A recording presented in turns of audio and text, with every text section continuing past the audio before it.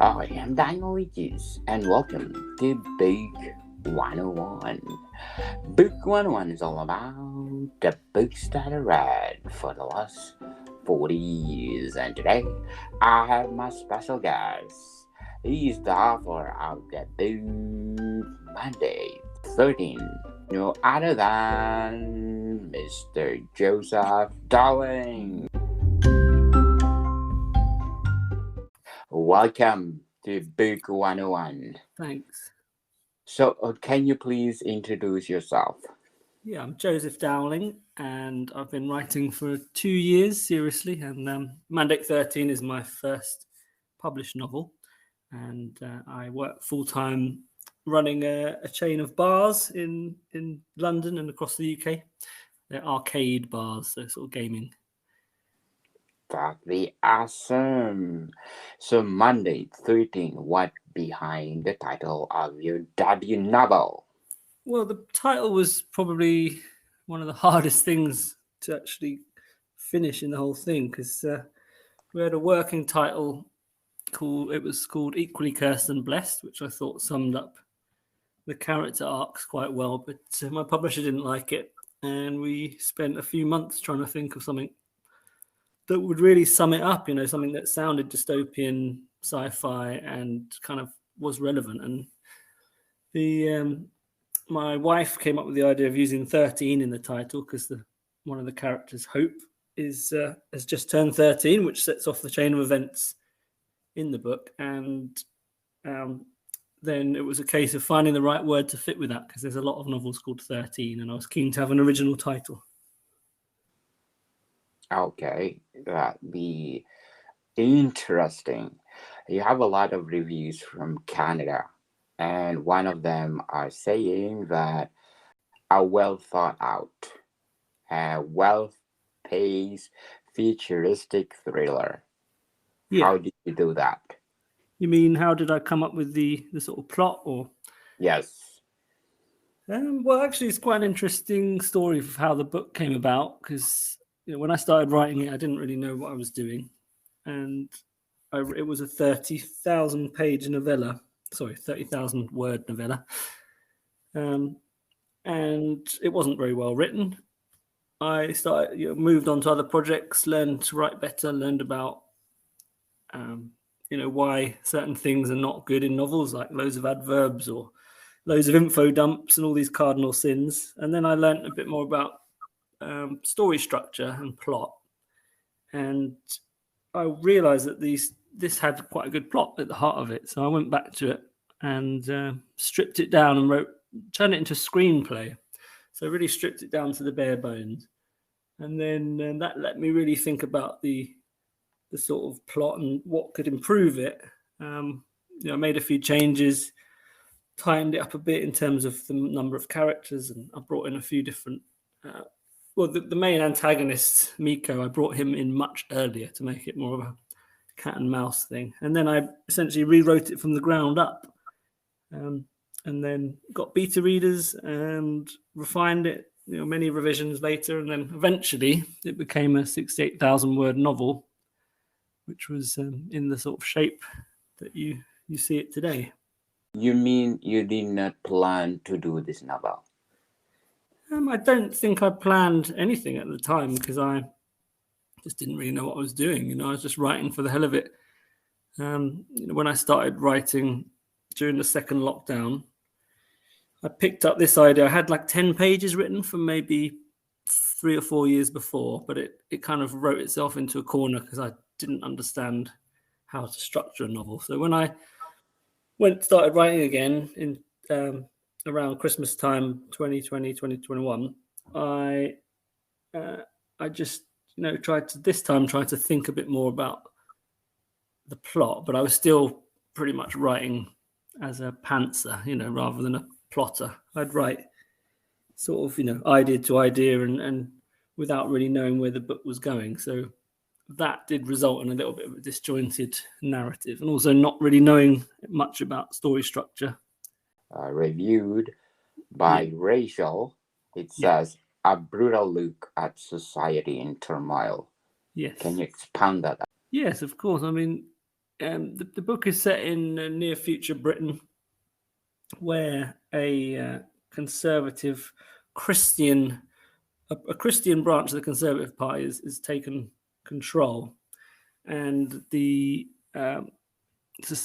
population's in decline because there's a lack of fertility, and I wanted to create a future that was believable, but definitely more authoritarian than what we're going through now, but what might seem like a logical or at least possible progression of the closing down of people's rights, the rise of surveillance society, the conditioning of people that's been happening over the last 30 years to accept a lack of privacy. But this world that these characters inhabit is more brutal than the Britain or the Western world that we know, because things have broken down a little bit more. You know, there's scarcity for resources. There's a lot more AI. There's a lot more state intervention, and you know, that sort of society would breed more brutality. And the characters in this novel, some of them are very brutal. So do you think there's be a sequel or prequel of the book So Mundane 13? yeah, well, there's I'm very keen to write a sequel, but it does depend, you know, if the demand is there. So I've got lots of other ideas, but I do have a vague outline for a sequel. And one of my philosophies as a writer is I want, when people finish a book I write or a story, I want them to have this sense of a world carrying on after they put the book down. You know, I'm not a fan of this everything wrapped up in a neat bow. You can just put that in a box and forget about it. And I like people to think, you know, what happened there and what's the things are a bit tied up, but then, you know, there's this whole other thing happening, and the sense of a world in motion bigger than the story itself. So I have purposely left it quite open in terms of where the characters end up. So and as for a prequel, I don't think there's a whole book in it, but I did start writing a short story from the antagonist's point of view, from how he ended up in the UK from Eastern Europe, and haven't got too far with it. I'm still not sure if there's a real fully fledged story in there or not. Okay, sounds interesting. So do you think in the future you will be publish an anthology? Will I be doing an anthology? Yes. Yes, I do. I've been in a few now.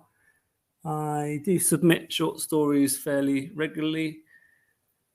I've got maybe 6 or 7 that are unpublished that I'm still sending out. So yeah, hopefully some of those will get picked up. And every now and again, an idea takes me, and I want to write another short story, or I see an anthology call, and I'm like, I'd like to write something for that. But now this book is out, I am more focused on the long form. I've got a couple of novels in progress in various stages of completion, and a few ideas that I'd like to work on down the line as well. Monday 13, who inspired you in writing this book? The inspiration, probably, well, I mean, to be honest, it would come from a love of dystopian literature, a general negativity about the world. So I wouldn't say any one person, but I suppose the biggest influences on this book would be Stephen King's The Running Man, which he wrote as Richard Bachman, which I think is one of the most underrated dystopian novels ever. It's a fantastic piece of writing. It's not perfect, but it was one of the first adult books I read, and I just think it's got a wonderful dystopian world in it. And of course 1984, which actually came to a bit later than a lot of people. I think I was in my mid-20s when I read that, but that book has always stuck with me, and I'm in awe of the world that Orwell created, and those two. And then of course the film of Children of Men, which was an influence on Mandate 13. Not the book so much, but the film. Children of Men is one of the finest dystopian movies or sci-fi movies ever made. Is it Mr. King influence your writing? Definitely, just because of the pure amount of his stuff I've read. I do like to write in the horror genre. I would never say I've tried to ape his style, but there's certain things within his writing that I have incorporated a little bit. But he's very much a pantser, as most writers will know. He likes to come up with an idea and then just write and see what happens. And I do find sometimes it means he doesn't stick the ending. For me, I'm a bit in between, so I like to pants, right by the seat of the pants, and also like to plot as well.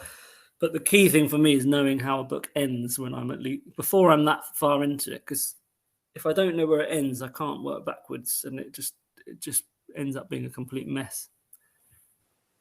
Yes. So according to Kelly Forbes, reviewed in the United States Yeah. on January 11, 2023, the recent one, it says good, likable, and dislikable characters. It's a page turner for sure. I want to read the next in the series. Yeah, well, How that's can always nice to know if there is a next one.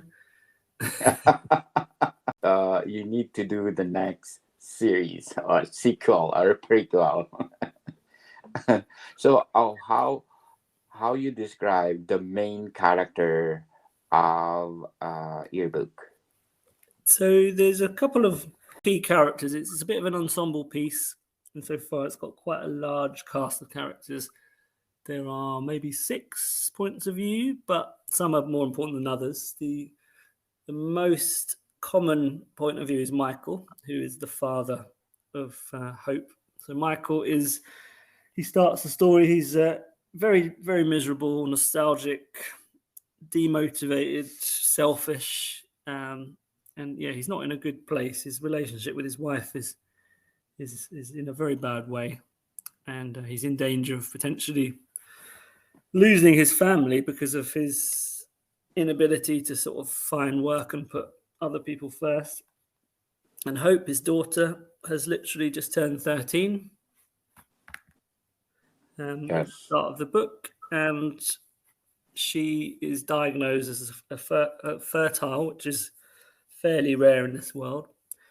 And through a set of circumstances, the baby farmers, led by Miko, who is the brutal leader of the baby farmers, comes knocking to capture Hope. They're the 3 main characters by some distance. I think all the other characters are more peripheral. And then, yeah, Michael has a split-second decision to make, and he decides to go on the run with his daughter, and that begins his journey into maybe a less selfish individual and someone who puts his daughter first. Sounds interesting to read. So, how many days or month you wrote this book? Yes, well, I talked a little bit about the history. I mean, if we discount the original 10 pages I wrote several years ago, it took me probably 4 or 5 weeks to put that initial novella draft together, which was mostly January 2021. And then I didn't touch it again until quite a lot later in that year. And then I spent probably 6 months redrafting it and tightening it up and getting beta revision. So the whole process really took 2 years if you discount that initial first 10 pages. That'd be awesome. Do you think that Mandate 13, if you have a movie contract, do you think it's the same title or you want to revise it? Well, that wouldn't be a decision for me, unfortunately. Who knows? But I do think it would make a good film, and especially having worked on a script version, I know it wouldn't be a particularly expensive film to make. And if there are any production companies out there, definitely something I'd love to see. I think the sort of pace of the book and the sort of the way it unravels and develops would be perfect for a sort of 90 to 100 minute movie rather than being drawn out over 10 episodes or whatever. So, is it good for a series or a movie Well, itself? yeah, I think it would be a little bit dragged out over 10 episodes, but you never know. But if it was up to me, I would make it into a sort of a conventional 90 to 100-minute movie. That'd be awesome. So, what do you think the best highlight of Monday 13? So you mean what do I think is the best part of it, or what was my Yes. favorite? I mean, there's slightly different things. Let's talk about your favorite and then the best highlight. Sure. So there's a few scenes I really enjoyed writing that maybe aren't that important to the plot but they reveal a lot about the characters and the world. And there's one scene about a third of the way through the book where we switch to Miko's POV for the second time. And it's a scene strongly influenced by the opening scene of Apocalypse Now, where Martin Sheen's character's getting absolutely wasted on his own in a hotel room, and that scene was a lot of fun to write, and it's where you really get into Miko's head and start to learn a lot more about his character. And the other scene that was a joy to write was there's another scene towards the back end of the second act, which is the only one scene from this character's point of view, but she's a bed and breakfast, hotel owner, and her character is ramped up to 11, and she is the sort of she represents the sort of common people who have allowed this government to take power and this world to happen. She's very deeply religious and right wing and essentially racist, and that was a lot of fun to write in terms of just really ramping her up. And all the action scenes, I just really enjoy writing action. So moving on to what probably are the best scenes in the book for the reader, it's always going to be the action, because that's probably my strength as a writer, or my biggest strength. I think there's probably 3 core action sequences in the book, or 4 actually. 4 core action sequences in the book. There's one fairly early on, which is when the baby farmers arrive.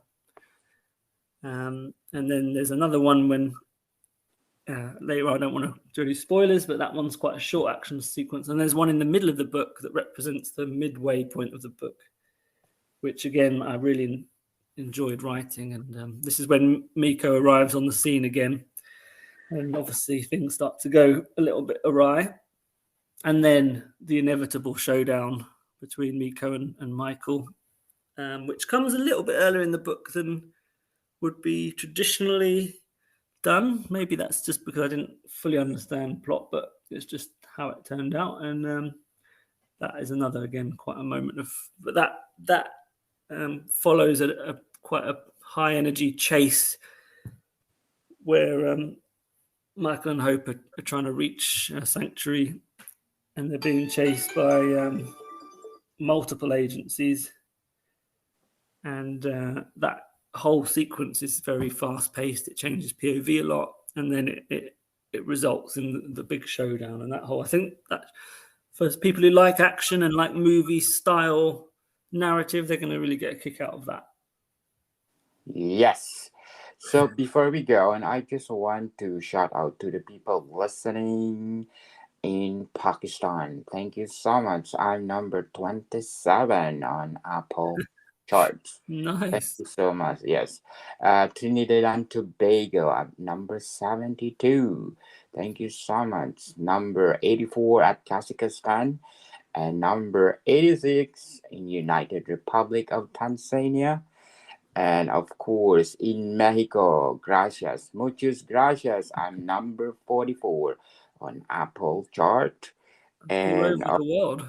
yes, of course, in Saudi Arabia, I'm number 29. Salam alaikum. Shukran jazilan. Nice. Saudi Arabia. And of course, in Canada, I'm number 32. Thank you so much for supporting this podcast, because this podcast is created to empower writers all over the world, like Mr. Joseph Dowling. Thank you. So, Mr. Joseph, when you realize that you are good in writing? Probably as a child, when I was a younger child, 7 or 8, I preferred drawing, to be honest with you. That was my thing. My parents were both artists, and but that didn't really develop. And I think it was around 10 when I actually read The Running Man and really fell in love with reading again. Well, reading adult books. I'd always loved reading, but when I actually discovered adult books, that was what compelled me to write. And I think between the ages of sort of 10 and maybe 15, I wrote a lot, mostly just rip-offs and garbage, but it was definitely a thing that came to me. And then I didn't do a lot of it after maybe 16, but I always said I'm going to be a writer one day. And then finally it was like, how long can you say I'm going to be a writer and not write? So, but I guess I always thought I was probably better than I was. So when I started writing again, I thought it was a lot better than it really was. And that's one of the hard lessons you have to learn is that you're really not as good as you think you are. And you need to put in the hours and improve and learn. Yes. So, what would be your advice for those aspiring writers out there to become a writer like you? Well, it's about being thick-skinned and always wanting to improve and being going out there and getting the information, because there's so much free resource that's out there. There's so many blogs, all the things, anything you need to know about the process of writing, you can get for free. But once that initial period of learning is vital, that you write a lot and you study a lot. And then when you feel that your writing's getting better, then it's the time to go out and make connections and do swap groups with people and get critiques. Because, if you go out and the first thing you write and you send it out to be critiqued, it could damage your confidence. So you need to get your writing to a stage where you're happy with it to some extent, but you're ready for people to review it. So this is it's a vital part of the process, is getting feedback from people who aren't just your friends or your family. But Stephen King's advice is always you need to read a lot and write a lot, and that those two are the cornerstones, along with a thick skin and a willingness to learn. So, how would you structure your writing? So I am not one of the most structured writers. I'm trying to improve that. I'm not one of these people who just completely outline an entire novel scene by scene, but I do like to outline and plot. So I'll start with a concept, then I will start to flesh out the ideas in my head and write down some ideas, and then try and get an idea for the 3 acts and what's going to happen when. And like I said, the real important thing is to understand how the story ends. So I might not always know exactly how it ends when I start, but by the time I get significantly into a story, I will have to find out how it ends, or else it will just fall apart. I think you've just got to give it some time to gestate in your mind, and that's why long walks are so good. You will always have plot problems, and you'll get stuck here and there, and just going out for a long walk is probably my biggest weapon in terms of resolving issues within my writing. So, if you describe your writing in one word, what is it?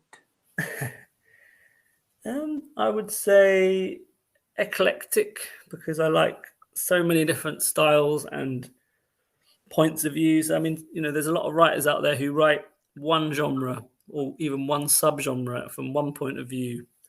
And I like to write first POV, I like to write third, I even write a bit of omniscient. I like to write literary.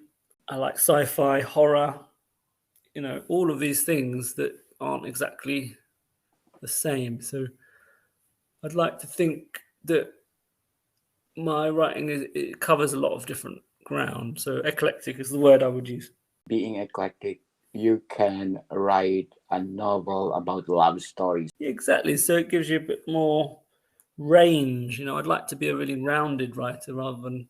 I'll be honest, if you want to succeed, if you're purely out for success, you should just stick to one genre, or even one subgenre, because that's how you build an audience, and you put out 10 books in the same series or same genre, and it will help your career more. But that kind of bores me a little bit. So I've got, for example, my other completed manuscript is a literary coming of age novel about a fictional band. It couldn't be any more different to Mandate 13.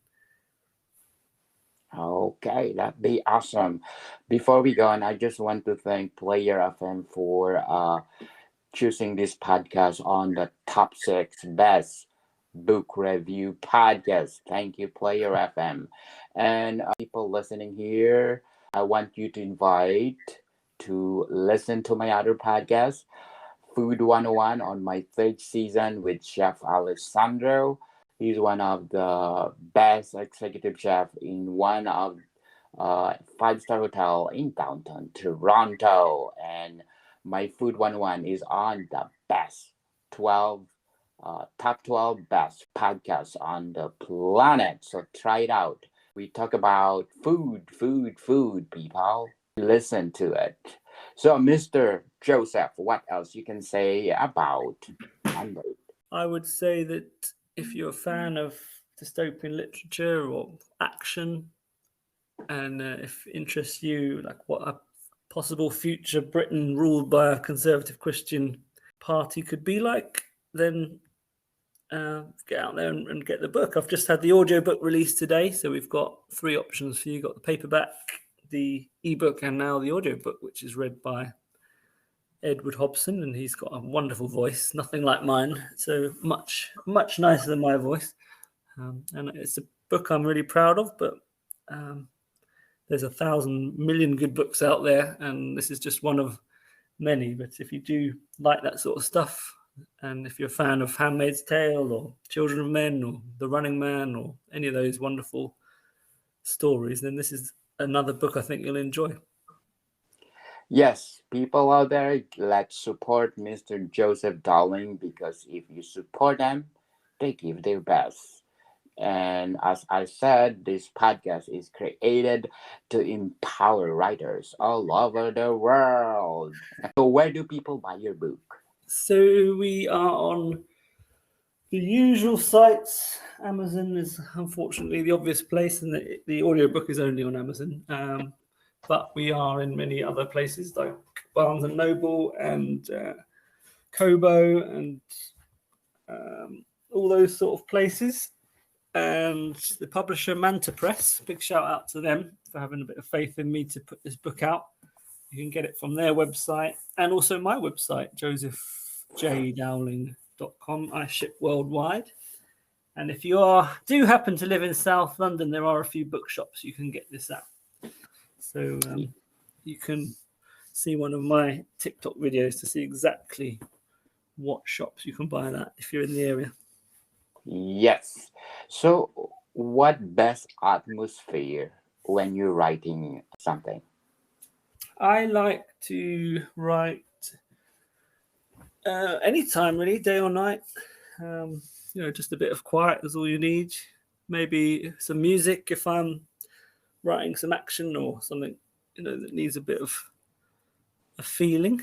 But I've got my little setup, and it quite often have the dog just curled up behind me, and just no distractions. And I often write at night when the missus has gone to bed, and there's turn off the phone and no distractions. That's the key. Yes. So, if you sum up the book, Mandate 13, what the best adjective you can give? Pacey, or fast paced. That's the thing that most readers have identified. It's a fast paced piece. You will not be bored. It's a page turner. I think when things kick off, there's a few little breaks to catch your breath, but there's a lot of action, and it does move really quickly. So, if you're doing fast pace, how did you do that? Did you cut the story short, or what is the process? It's 68,000 words, so it's on the shorter side. I guess I did keep it moving quickly, and it's not necessarily about the number of words, it's just how it's perceived. It does feel shorter than it is because I think it moves quickly. Once the action's happening, everything that happens is propelling you forward, and I think the fact that it has these little rest periods makes it seem even quicker because you catch your breath and then you're off. But once it gets going towards the final act, there's a whole section that's very, very fast moving, and I think it's more about the perception of the reader necessarily than the length of the book. So what do you think the best attribute of the book so that your readers will not be bored? Well, hopefully they'll identify with the two main characters, Hope and Michael, and root for them. And some readers don't really care about the bad guys, but I have given a fair bit of screen time to the bad guys. So, I'd like to think there's a real world in this book that's got a lot of moving parts, and if the reader is able to connect with the main characters and be interested in the machinations of the bad guys, so to speak, then they're going to get a real kick out of this book. Some readers don't really like to follow the bad guys; they're only into what's going on for the good guys. So maybe those sort of readers won't get quite as much out of it, but they should still enjoy the main character's arc. So aside from Mr. Steven, what are your authors that influence you the most? So other than Stephen King, George Orwell, of course, and my favorite author of the last 20 years is Murakami, but I don't know how much of an influence he is on my writing. But yeah, Cormac McCarthy would be the other one. I mean, he is the greatest living American. I think those two are the greatest living writers, in my opinion. But McCarthy, his way of writing, it's not for everybody, but the way he writes action is just, it puts you right in the moment. You see everything that happens, and the way he paints a picture is just unparalleled, I think, in terms of action writing. In those moments of high action, the way he puts you in that scene is something I really would love to be able to get even close to that. That'd be awesome. So once again, Mr. Joseph, please do invite our listeners or readers to buy your book. Yes, so Mandate 13 available on my website, josephjdowling.com, at mantapress.com, Amazon and local bookshops in the UK, and all the obvious retailers such as Barnes & Noble, Kobo, etc. Thank you so much, Mr. Joseph. Thanks, Daniel, and it's been a pleasure. Thanks, Daniel. Welcome, people. See you soon. Bye.